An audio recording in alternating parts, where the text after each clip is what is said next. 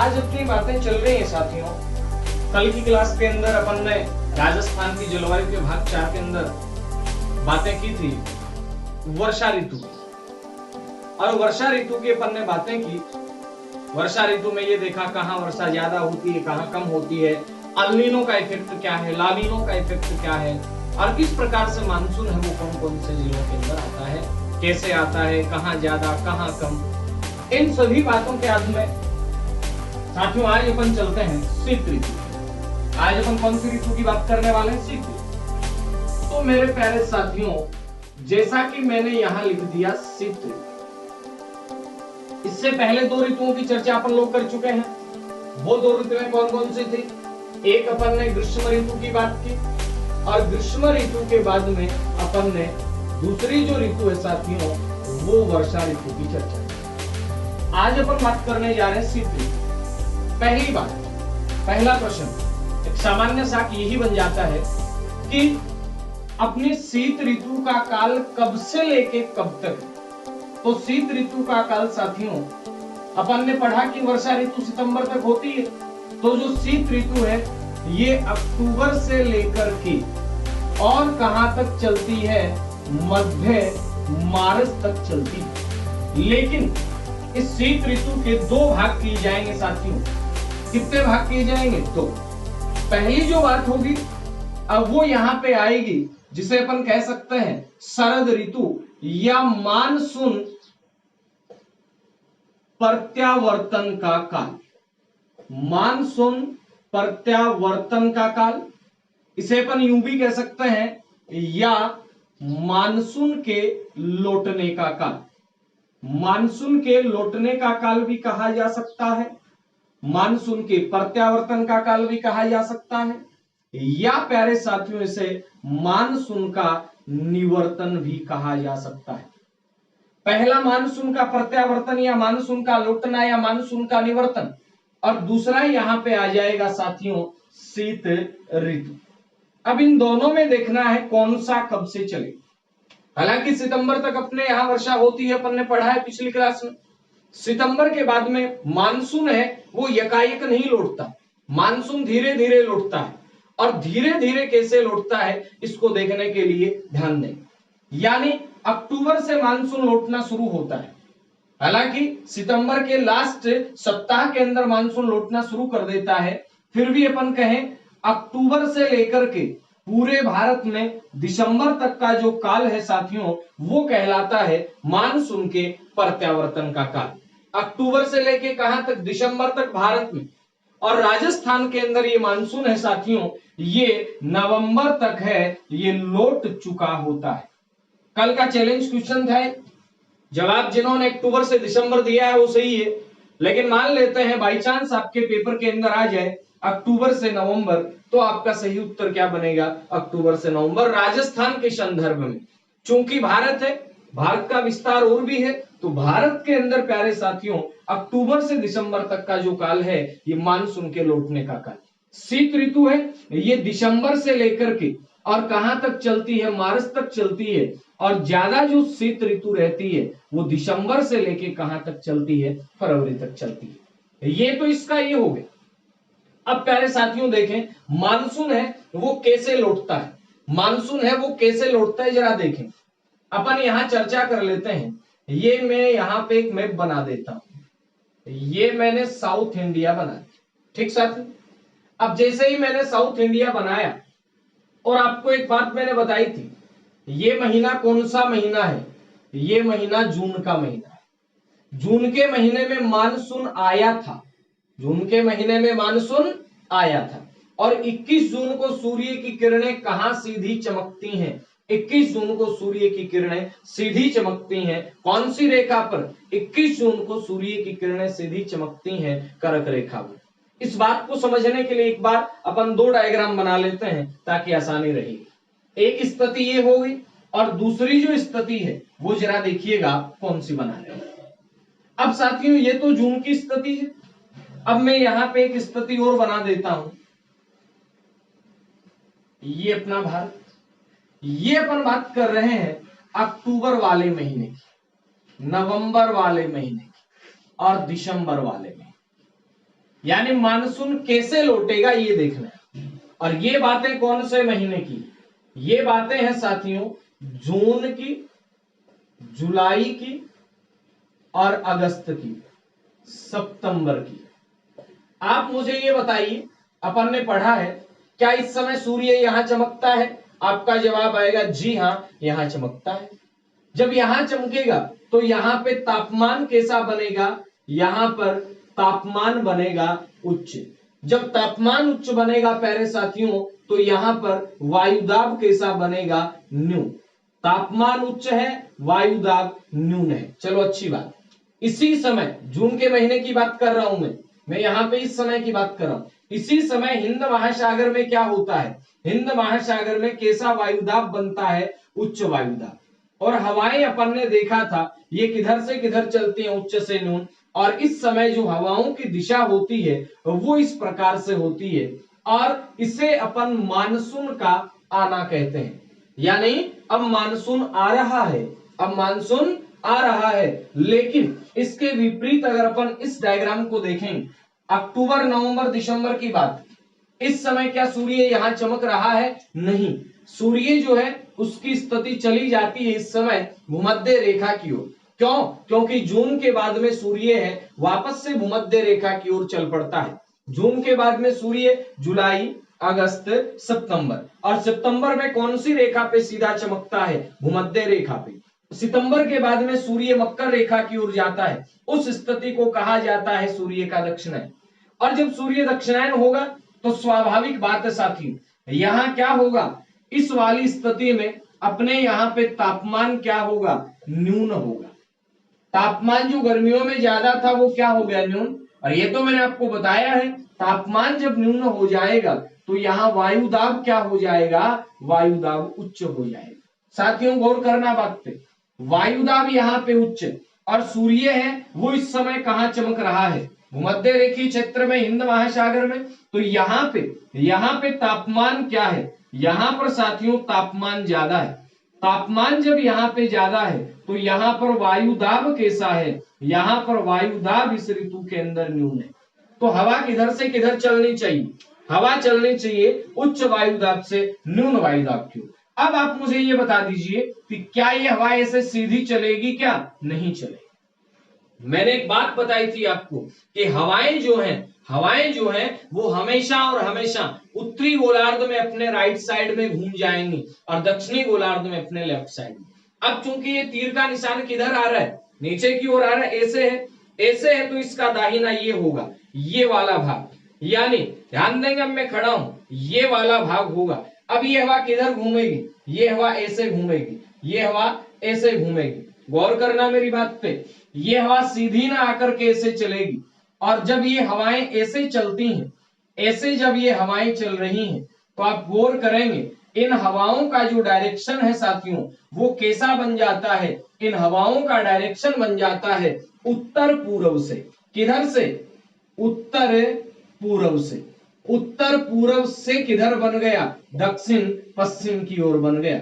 और हवाएं किधर से किधर चल रही हैं? हवाएं उत्तर पूर्व से दक्षिण पश्चिम की ओर चल रही हैं। जब ये हवाएं उत्तर पूर्व से दक्षिण पश्चिम की ओर चलेंगी, कौन सी हवाएं? सर्दियों वाली हवाएं। तो इस मानसून को साथियों नाम दे दिया जाएगा उत्तर पूर्वी मानसून। अब आपसे सीधा प्रश्न आ सकता है कि उत्तर पूर्वी मानसून ये कौन सी ऋतु का मानसून है? तो आपका उत्तर बनेगा ये शीत ऋतु का मानसून है। और उत्तर पूर्वी जो मानसून है इसे ही कहते हैं मानसून का लौटना। यहाँ पे मानसून आया था, अब मानसून है, वर्षा वगैरह करवा दी, अब वो लौटना चाह रहा है। और मानसून ही क्यों कहा? ये बात मैंने पहली क्लास में बताई थी आपको जब वर्षा प्रारंभ की अपन ने, कि हवाओं का ऋतुओं के अनुसार दिशा बदलना ही क्या है? मानसून।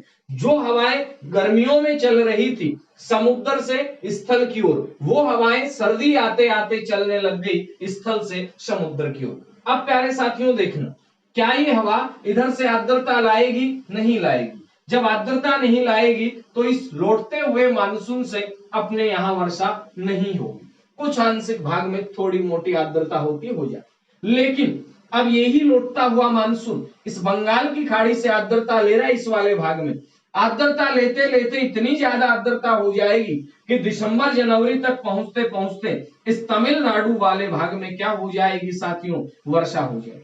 अगर भारत के संदर्भ में पूछा जाए कि लौटता हुआ मानसून ये कहां वर्षा करवाता है, कोरोमंडल तट पर वर्षा करवाता है।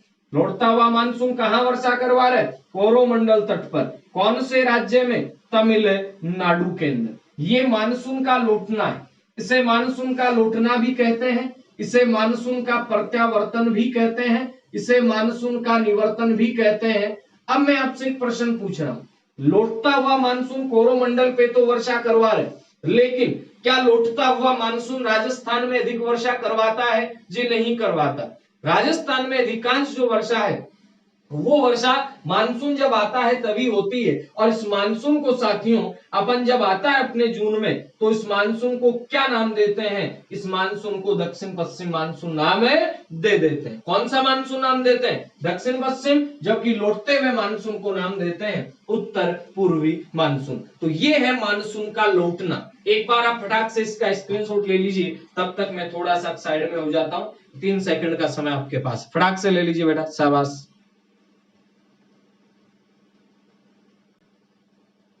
ले लिया, वेरी गुड। अब साथियों अपन आगे चलते हैं, आगे अपन बात करेंगे इस मानसून के लौटने के बाद में, मानसून के प्रत्यावर्तन के बाद में अब जो शीत ऋतु है उसकी अपन लोग चर्चा करें।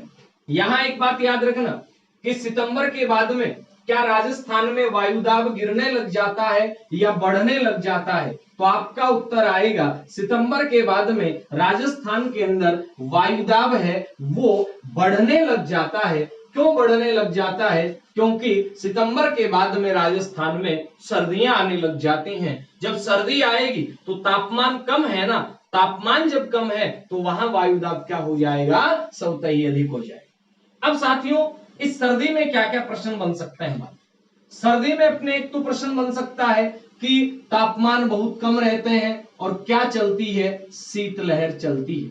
चलो ठीक है, शीतलहर चलती है। अब एक सर्दी के अंदर मावठ आती है।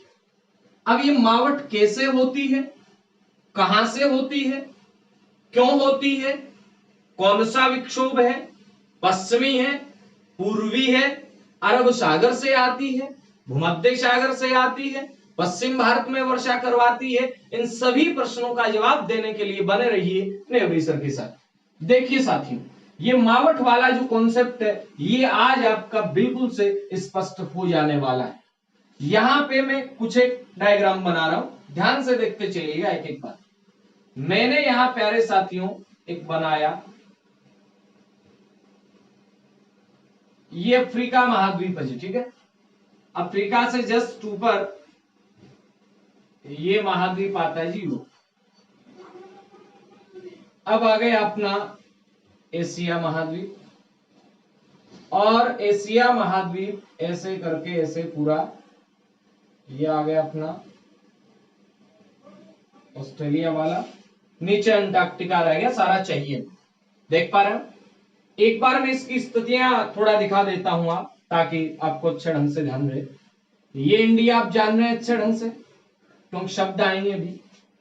इस वाली खाड़ी को कहते हैं प्यारे साथियों फारस की खाड़ी। इस वाली को साथियों क्या कहते हैं, ये कौन सा सागर है, लाल सागर। और ये वाला साथियों जो सागर है ये है भूमध्य सागर। भूमध्य रेखा नहीं, भूमध्य सागर। इसी भूमध्य सागर का दूसरा नाम आता है रूम सागर। अब देखो जी, अपन बातें कब की कर रहे हैं, अपन बातें कर रहे हैं शीत ऋतु।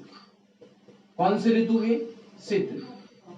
शीत ऋतु में सूर्य देवता ये कहां चमकते हैं, मकर रेखा पर। ये मकर रेखा है,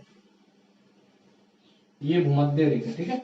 ये कौन सी रेखा है, ये तो मैं बना देता हूं भूमध्य रेखा, और प्यारे साथियों ये मैं बना देता हूं मकर रेखा। सूर्य कहां चमक रहा है मकर रेखा पर, 22 दिसंबर को चमक रहा है, ठीक बात है। अब साथियों होता क्या है ना, जरा गौर कर। आपने एक नाम सुना होगा जेट स्ट्रीम सुना है जी? सुना है। ये जेट स्ट्रीम नाम सुना है। पहली बात तो जेट स्ट्रीम क्या है इसका भी मैं आपको बताई देता हूं। यहां पे साथियों जापान है, देख पा रहे हैं, और यहां पे है अमेरिका। ये जापान है, ये अमेरिका। हुआ ऐसा ना साथियों, जब जापान के नागासाकी हिरोशिमा पर बम गिराए गए थे, अमेरिका से कुछ एक वायुयान आए थे इसे। जब वो वायुयान आए तब उन वायुयानों को एक ताकत का सामना करना पड़ा, यानी उनको चलने में कठिनाई आई। जैसे अपने साथ कई बार होता होगा, वही अपने साथ भी साइकिल चलाओ और शाम आ जावा दे पेडल चाली गने। और जे पीछे की वाह यार साइकिल चला रहना शक्तिमान बढ़िया, आज भाई जी मैंने साइकिल ने 3 मिनट में पहुंचा दी 8 किलोमीटर। क्यों? यही कहानी थी। अमेरिका से चले जहाज, हवाई जहाज। अब ये जो जेट विमान चले, जब ये अमेरिका से जापान आए बम गिराने, तब तो इनको कठिनाई का सामना करना पड़ा, लेकिन जब ये वापस गए ना तो फटाक से चले गए।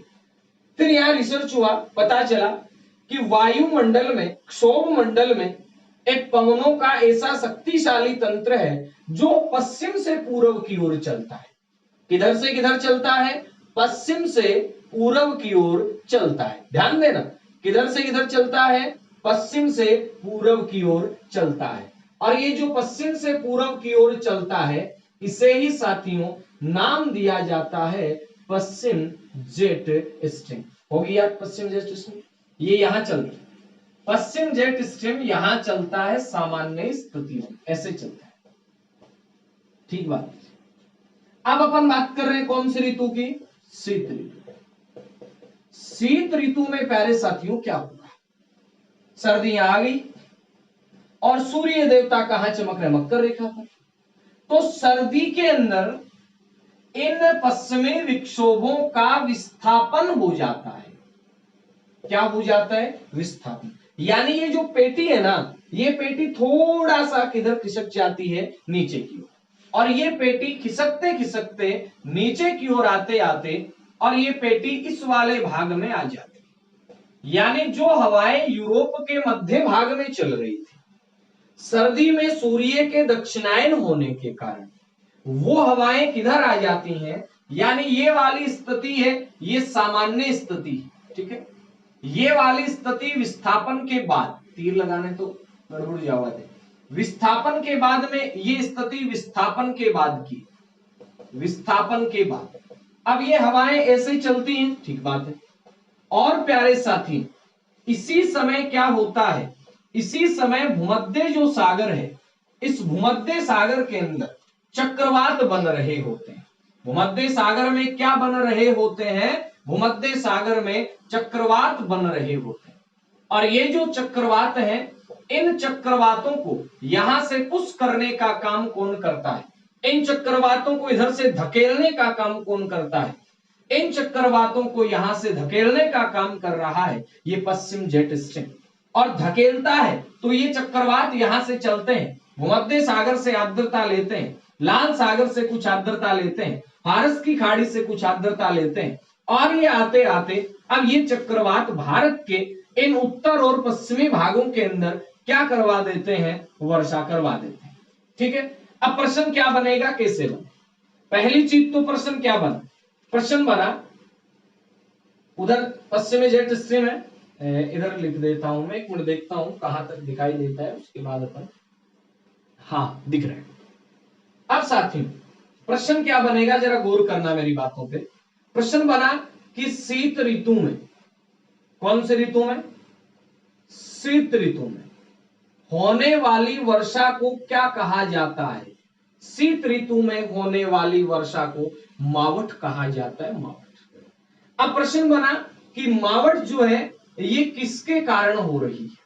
अगर पश्चिमी विक्षोभ नहीं होते, अगर पश्चिमी विक्षोभ नहीं होते, विक्षोभ क्षोभ मंडल में चलते, अगर पश्चिमी विक्षोभ नहीं होते तो क्या ये चक्रवात जो भूमध्य सागर में बना इंडिया में आ पाता? नहीं आ पाता ना। तो अपन कह सकते हैं शीत ऋतु में मावठ। मावठ क्यों हो रही है? मावठ किसके कारण हो रही है? मावट पश्चिमी विक्षोभों के कारण हो रही है। चलो ठीक बात है, मावट किसके कारण हो रही है? मावट पश्चिमी विक्षोभों के कारण हो रही है। अच्छी बात। पश्चिमी जो विक्षोभ है, इन पश्चिमी विक्षोभों के कारण हो रही है, और ये अपने आप में कैसी वर्षा है? ये अपने आप के अंदर चक्रवातीय वर्षा है। इन चक्रवातों की उत्पत्ति कहां से होती है? तो मेरे प्यारे साथियों, आपका उत्तर बनेगा इन चक्रवातों की जो उत्पत्ति है ये भूमध्य सागर में होती। चूंकि चूंकि भूमध्य सागर में होती है, इसीलिए ये इधर से भी आर्द्रता ले लेते हैं। कई बार प्रश्न आता है कि क्या पश्चिमी विक्षोभ है, ये पश्चिमी विक्षोभ फारस की खाड़ी से भी आर्द्रता लेते हैं? जी हाँ, ले लेते हैं। और ये चक्रवातीय जो वर्षा है ये अपने भारत के पश्चिम भाग के अंदर उत्तर पश्चिम भाग में हो जाती है। सामान्य जो वर्षा है वो दक्षिण से उत्तर की ओर कम होती है, लेकिन जब प्यारे साथियों मावट की बात आएगी तो मावट उत्तर से दक्षिण की ओर क्या होती है? कम। शीत ऋतु में हो रही है, और शीत ऋतु में कौन सी फसल होती है? रबी की फसल होती।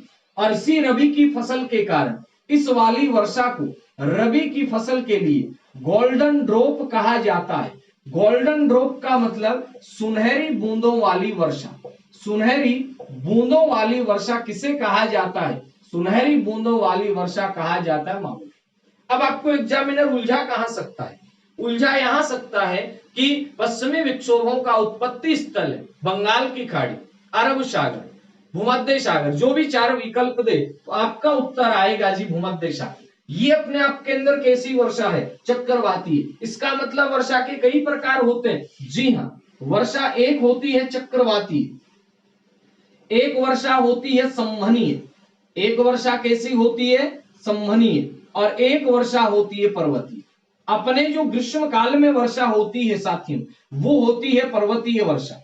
चक्रवातीय वर्षा और संवहनीय वर्षा भूमध्य रेखीय क्षेत्र में होती है। जब वाष्पीकरण होता रहता है, वाष्पीकरण होता है, ऊपर जाता है, नीचे आता है, संबंध धाराओं का एक अलग टॉपिक है, पढ़ेंगे कभी भूगोल के अंदर। तो अपने ये वर्षा चक्रवाती है। चक्रवात कहां से उठते हैं? भूमध्य सागर से उठते हैं, जो अपने मावट के रूप में वर्षा करवा देते हैं। पीछे की क्लास में एक रवि अविनाश ने एक प्रश्न पूछा था कि गुरुजी चक्रवात की दिशा भी बता दें। तो प्यारे रवि जी आप सुनिए, चक्रवात जो है उसकी दिशा के संदर्भ में कोई लंबी चौड़ी कहानी नहीं। ये जैसे मैंने पृथ्वी बनाई और ये उत्तरी गोलार्ध हो गया, ये दक्षिणी गोलार्ध हो गया। चक्रवात हमेशा उत्तरी गोलार्ध के अंदर चलेंगे वामावर्त, और दक्षिणी गोलार्ध में चलेंगे दक्षिणावर्त। अब रवि जी कहेंगे कि दक्षिणी गोलार्ध में दक्षिणावर्त का मतलब क्या है? दक्षिणावर्त प्यारे साथियों क्लॉकवाइज होता है, और वामावर्त मेरे प्यारे साथियों एंटी क्लॉकवाइज होता है। ये है इस सर्दियों की वर्षा मावट का एक कॉन्सेप्टियल जो बात है वो। फटाफट से आप इसका स्क्रीनशॉट ले लीजिए, फिर अपन आगे की ओर यात्रा करते हैं। फटाफट ले लो बेटा, शाबाश शाबाश। अब आपके लिए तैयार है चैलेंज प्रश्न, और इन चैलेंज प्रश्नों के जवाब देखें कौन देता है सबसे पहले, और जो देगा वो ही बनता है अपने यहां सिकंदर विजेता। पहला चैलेंज क्वेश्चन है, तापक्रम प्रवणता अधिक है वो कहां और कम है वो कहां? तो मेरे प्यारे साथियों तापक्रम जो प्रवणता है वो क्या है, पहले इसको समझें। तापक्रम प्रवणता, प्रवणता का मतलब है परिवर्तन की दर। प्रवणता का मतलब क्या होता है? यानी मैं आपसे यहां पूछ लूं प्रवणता यानी ये क्या है? ये है परिवर्तन की दर, यानी तापमान में अचानक से गिरावट आ जाना, अचानक से तापमान का बढ़ जाना, अचानक से कम हो जाना। सुबह तो 20 डिग्री था, दोपहर को 48 डिग्री पहुंच जाना, रात को वापस से 20 डिग्री हो जाना। ये कौन से राजस्थान में दिख रहती है? उत्तरी राजस्थान या दक्षिणी राजस्थान? ठीक है। सर्वाधिक व न्यून आर्द्रता वाला महीना, यानी अपने राजस्थान में वर्षा होती है, देखते हैं अपन तो वर्षा होती है, सर्दियों में नहीं भी होती है, लेकिन आर्द्रता तो लगभग बनी ही रहती है। वायुमंडल के अंदर जो ह्यूमिडिटी है, नमी है, वो तो बनी रहती है। तो सर्वाधिक आर्द्रता वाला महीना कौन सा है और सबसे कम आर्द्रता वाला महीना कौन सा? आर्द्रता अधिक कहां रहती है, कब रहती है? प्रातः काल में अधिक रहती है अपराह्न में, और सर्वाधिक तेज हवाएं और हल्की हवाएं क्रमशः चलती हैं। यहां आपको महीनों के नाम लिखना है। किसके नाम लिखना है? महीनों के नाम लिखना है। कि कौन से महीने में हवाएं हैं वो तेज चलती हैं, कौन से महीने में हवाएं धीरे चलती हैं। अब अपन चलते हैं राजस्थान के अंदर जलवायु प्रदेश। साथियों, कोपेन और थानथवेट का जलवायु वर्गीकरण अपन कल की क्लास में करेंगे, लेकिन सामान्य रूप से राजस्थान को कितने जलवायु प्रदेशों में बांटा जाता है उनकी चर्चा अपन अभी करेंगे। फटाक से आप एक बार इन चैलेंज प्रश्नों का स्क्रीनशॉट ले लीजिए, फिर चलते हैं अपन अपने क्लास की ओर। तो ये है साथियों राजस्थान के जलवायु प्रदेश। सीधा सा प्रश्न बनेगा कि अपने राजस्थान के अंदर जलवायु प्रदेश सामान्य रूप से हैं कितने? जलवायु जो प्रदेश हैं वो हैं कितने भाई? 5 है। कौन कौन से हैं 5? कुछ नहीं याद करना, याद कुछ करना ही नहीं। यहां मैंने लिख दिया जी शुष्क, ठीक बात है, लिख दिया। शुष्क के बाद में आप जानते हैं ये कौन सा हो गया? अर्ध शुष्क, ठीक बात। अब एक शब्द पकड़ो आर्द्र, यहां मैंने लिख दिया आर्द्र। अब आर्द्र से कम वर्षा, ऐसे तो वर्षा कम होती, वर्षा ज्यादा, कम कम कम कम। आर्द्र से कम वर्षा यानी आर्द्र के पास वाली, उप का मतलब पास होता है, ये जो स्थिति बन गई इसे कहते हैं उपार्द्र। आर्द्र के पास वाली स्थिति क्या है? उपार्द्र है। और आर्द्र से अधिक जहां पे है उसे प्यारे साथियों क्या कहा जाएगा? अति आर्द्र कहा जाएगा। तो राजस्थान को कितने जलवायु प्रदेशों में बांटा? राजस्थान को बांटा 5 जलवायु प्रदेश। 5 के अंदर नंबर 1 पे कौन सा है? शुष्क। नंबर 2 पे कौन सा है जी? अर्ध शुष्क। अर्ध शुष्क के बाद में नंबर 3 पे कौन सा है? उपार्द्र। उपार्द्र के बाद में नंबर 4 पे कौन सा है? आर्द्र।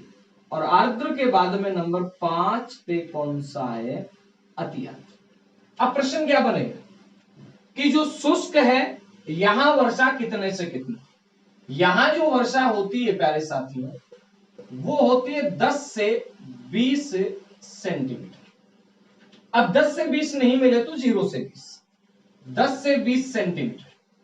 अर्ध शुष्क में वर्षा होती 20-20 बढ़ाते चलो 20 से 40 सेंटीमीटर। उपार्द्र में वर्षा होती है 40 से 60 सेंटीमीटर।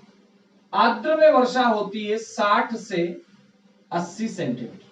और अति आर्द्र में 80 से 100 की बजाय इतना करना है 80 से 120 सेंटीमीटर। ये होगी वर्षा, ठीक बात। अब ये जरूरी नहीं सेंटीमीटर में आए, ये मिलीमीटर में आ सकती है। तो 1 सेंटीमीटर बराबर 10 मिलीमीटर होते हैं। 100 mm से 200 mm, 200 mm से 400, 400 से 600, 600 से 800, 800 से 120। अगली बात ये बनती है साथियों कि जो शुष्क है इसका प्रतिनिधि जिला कौन सा है? यानी मेन जो इसका जिला है वो जिला है जैसलमेर। हालांकि शुष्क जो जलवायु प्रदेश है वो जैसलमेर के अंदर भी, बाड़मेर का उत्तरी भाग भी, जैसलमेर आ गया, बाड़मेर का उत्तरी भाग आ गया, बीकानेर का पश्चिमी भाग आ गया, गंगानगर का दक्षिणी भाग आ गया, जोधपुर की फलोदी तहसील आ गई।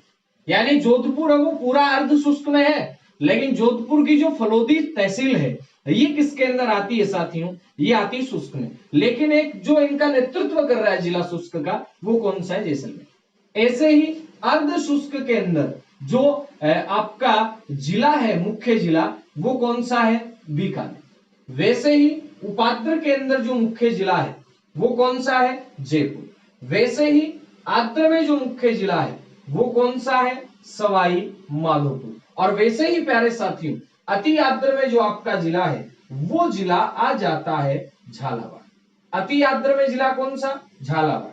अति आर्द्र में झालावाड़, आर्द्र में सवाई माधोपुर, उपार्द्र में जयपुर, अर्ध शुष्क में बीकानेर, और शुष्क के अंदर प्यारे साथियों कौन सा आ जाता है? जैसलमेर। शुष्क में जैसलमेर, अर्ध शुष्क में बीकानेर, उपार्द्र में जयपुर, आर्द्र में सवाई माधोपुर, और अति आर्द्र में आ जाता है आपका झालावाड़। अब देखना मित्रों यहाँ पे एक बात और मैं आपको बता दूं कि इनमें वनस्पति कैसी कैसी पाई जाती है। यहाँ पे जो वनस्पति है ये कैसी वनस्पति है? मरुदभिद वनस्पति। बात करें अर्ध शुष्क के अंदर यहाँ कैसी वनस्पति है? यहाँ सवाना तुल्य वनस्पति है। सवाना घास के मैदान वैसे अफ्रीका में पाई जाते हैं। उसके बाद बात करें यहाँ कैसी वनस्पति? आर्द्र में पतझड़। अब वर्षा ज्यादा होगी, पतझड़ तो है, लेकिन उपाद्र में पतझड़ और आर्द्र के अंदर सघन पतझड़। आर्द्र में कैसा? सघन पतझड़। और अति आर्द्र में जो वनस्पति पाई जाती है वो वनस्पति है साथियों सदाबहार। अति आर्द्र में कैसी वनस्पति पाई जाती है? सदाबहार वनस्पति पाई जाती है। तो ये राजस्थान में जलवायु प्रदेश कितने हो गए? 5। एक काम होमवर्क दे देता हूं आपको मैं, इनके जिलों के नाम आपको लिखने, ठीक है? कि शुष्क में जैसे मैंने बताया वैसे अर्ध शुष्क में कौन से हैं, उपाद्र में कौन से हैं, आर्द्र में कौन से हैं, अति आर्द्र में कौन से हैं। वैसे आता नहीं है ऐसा प्रश्न, लेकिन बाई चांस आ जाए, जिले दे दिए जाए, आपसे पूछ लिया जाए कि कौन सा जिला है। प्रतिनिधि जिले हैं, ये तो याद करने ही करने हैं। शुष्क का जैसलमेर, अर्ध शुष्क का बीकानेर, उपाद्र का जयपुर, आर्द्र का सवाई माधोपुर और अति आर्द्र का झालावाड़। एक बार रिपीट करो फटाफट। शुष्क, अर्ध शुष्क, उपाद्र, आर्द्र, अति आर्द्र। शुष्क में 0 से 20 या 10 से 20, 20 से 40, 40 से 60, 60 से 80, 80 से 120। वहां क्या है? मरुद्भिद। वहां क्या? सवाना, पतझड़, सघन पतझड़, सदाबहार। यहाँ प्रतिनिधि जिला कौन सा है? जैसलमेर। दूसरे नंबर पे बीकानेर, तीसरे नंबर पे आ गया जयपुर, चौथे नंबर पे सवाई माधोपुर, 5वें नंबर पे प्यारे साथियों आ गया आपका झालावाड़। ये थी आज की क्लास। जलवायु का टॉपिक का जो पार्ट चल रहा है 5वां पार्ट था। छठे पार्ट के अंदर राजस्थान की जलवायु में अपन बात करेंगे कोपेन का वर्गीकरण, थानथवेट का वर्गीकरण कैसे किया, किस बेस पे किया और कैसे उसको अपन याद कर सकते हैं। तो आपको क्लास कैसी लगी ये कमेंट करके मुझे जरूर बताइएगा। यानी थोड़ा हौसला बढ़ा दें तो अच्छा लगता है ना? मानवीय स्वभाव है कि जब उसको अच्छा करने के लिए प्रेरित किया जाएगा तब वो और अच्छा कर लेगा। और आप लोगों के सहयोग से हमारे जो सब्सक्राइब हैं वो लगभग 900 हो चुके हैं। तो आज आप लोग एक टारगेट ले लें, आज हमें 1000 करना है और 1000 जैसे आप कर दोगे उसके बाद में हमारी क्लासें एक फिक्स टाइम पे आया करेंगी, लाइव आया करेंगी। आपके शंकाएं उनके समाधान देने के लिए तैयार आपका नेवरी सर। अगर आप हमारे चैनल पे नए जुड़े हैं, क्लास आपको पसंद आई है तो पहले एक शेयर करें, फिर लाइक करें, कमेंट करें और सब्सक्राइब करना तो बिल्कुल भी ना भूलें। मिलते हैं दोस्तों नए टॉपिक के अंदर, नए नॉलेज के साथ, नए जोश के साथ। जय हिंद, जय भारत।